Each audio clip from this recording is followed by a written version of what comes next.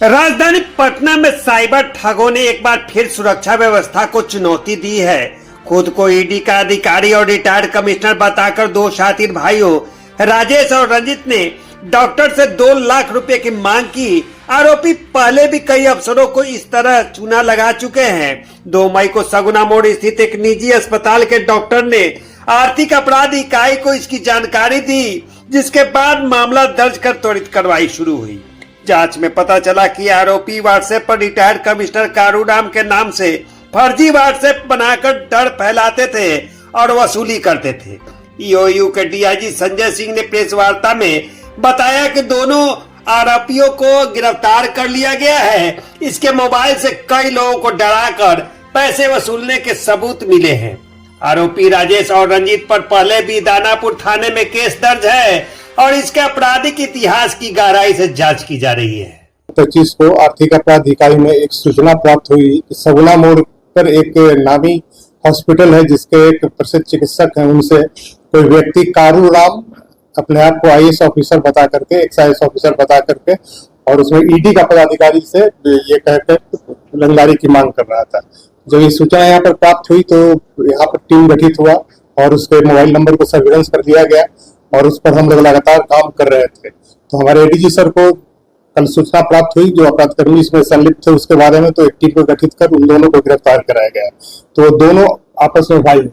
उनका नाम है रंजीत कुमार और संजीत कुमार। पिता साधु सिन्हा सुल्तानपुर दानापुर के रहने वाले हैं। तो इनके पास से 3 मोबाइल बरामद हुआ है, 2 कीपैड मोबाइल है, 1 स्मार्ट मोबाइल है। तो उसका मोबाइल का जो हम लोग एनालिसिस किए हैं उसके जो डाटा थे उससे काफी एविडेंस प्राप्त हुए हैं। तो इसमें हम लोग को काफी अच्छी सफलता मिली है और बहुत ही कम समय में हम लोग उद्घाटित करने में सफल हुए हैं। और उनसे जो प्रारंभिक तौर पर हुई जो पूछताछ हुई है उसमें कई साक्ष्य हम लोग को मिले हैं कि मैं कई लोगों से पहले भी व्यवसायियों से और पदाधिकारियों से पैसे की मांग किया है, लेकिन अभी पूरी तरीके से वो स्पष्ट नहीं कर पाया है पूछने पर। अभी उनसे और पूछताछ की जा रही है कि किन किन लोगों से पैसे की मांग उसने की है, किन लोगों से पैसा लिया है। तो अभी हम लोग इस पर और काम कर रहे हैं। अभी जो प्रारंभिक जानकारी आई है उसके आधार पर आप लोग से शेयर किया जा रहा है और हम ईओयू की तरफ से आपके माध्यम से लोगों को आगाह करते हैं कि इस तरीके के जब भी कॉल आए तो उसे ईओयू को जरूर बताएं, ईओयू से शेयर करें ताकि हम लोग वैसे ठग गिरोह को उद्भेदित कर सके और उनको गिरफ्तार करें और समाज के लोगों को इनसे बचा सकें। एक चिकित्सक से मांग का हम लोग को सूचना प्राप्त हुआ था और अभी सिक्योरिटी कारणों से उनका नाम हम आपको नहीं उजागर कर रहे हैं। ठगी अभी नहीं की गई, अभी तो वो प्रयास ही कर रहा था कि इसमें पकड़ा गया है। कितने का डिमांड हुआ था? वो करोड़ों में था अभी। हाँ अभी ईडी पर बता के कहता था कि हम ईडी से आपको बहुत पैसा कमा चुके हैं और ईडी की कार्रवाई आप पर होने वाली है, हमको जानकारी है और हम आपको ईडी से बचा लेंगे। तो इसमें कभी वो अपने पीए से बात कराता था तो जो दोनों भाई थे एक कारूराम बन जाता था और एक उसका पीए बन जाता था। तो पीए से कहता था बात करने, तो कारूराम का जो पीए था वो उसका दूसरा भाई बन जाता तो वो बात करता था।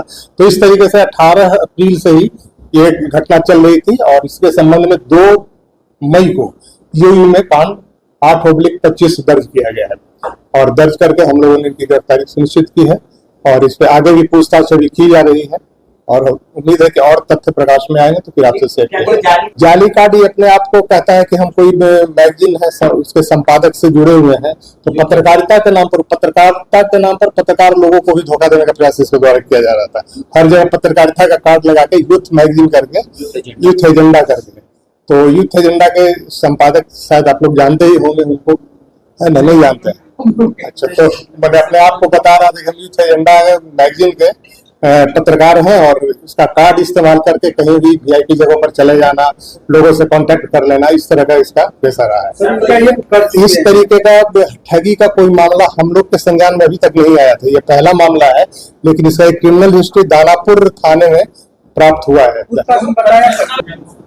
अभी स्पष्ट तौर पर ही नहीं बताया, कहा कि कुछ पदाधिकारियों से लिए, लेकिन अभी पूरी तरीके से इससे पूछताछ में बात नहीं निकल पाई है। अभी और पूछताछ टीम लगा हुआ है, कर रहा है।